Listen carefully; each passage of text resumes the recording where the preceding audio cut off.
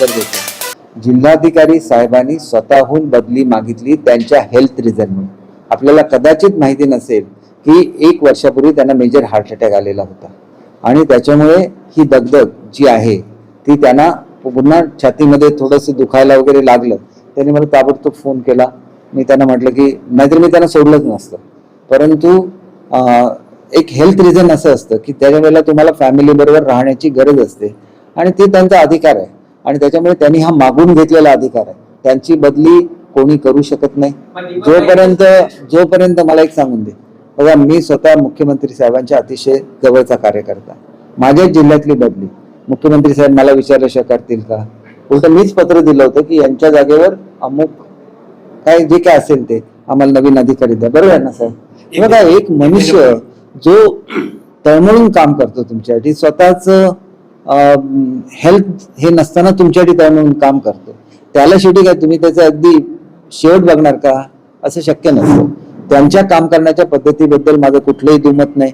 ते इथं नसते जिल्हाधिकारी म्हणून तर मी हा फॉरेस्टचा प्रश्न सोडवू शकलो नसतो, कारण त्यांनी महसूलमध्ये तळागाळातून काम केलंय. सिंधुदुर्ग जिल्ह्यामधला कोपरा त्यांना माहिती आहे, कुठे खोल आहे, कुठे पार्किंग होऊ शकतं.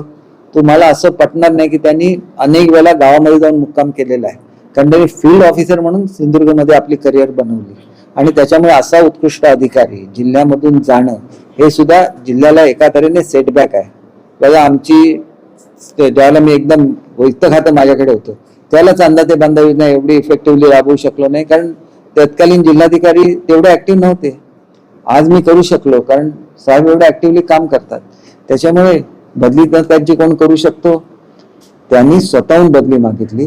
आज माझं एक मिनिट ऐका, ही मुळात मागणी मी 1 महिन्यापूर्वी मी केलेली आहे. ही तर घटना आता घडली ना, 1 महिन्यापूर्वीचं माझं पत्र आहे की यांना दुसरीकडे पोस्टिंग द्या, कारण त्यांना हेल्थ प्रॉब्लेम आहे म्हणून. आता हे नंतर घडल्यानंतर बघा, आज पुतळ्याची एन्क्वायरी होईपर्यंत त्यांनी चार्ज सोडलेला नाही. आज एन्क्वायरी टीम येऊन गेली, आज एन्क्वायरी पूर्ण झाली. त्याच्यामुळे त्यांनी आपलं काम 100% पूर्ण केलेलं आहे. एकही काम त्यांनी अपूर्ण नाही ठेवलेलं.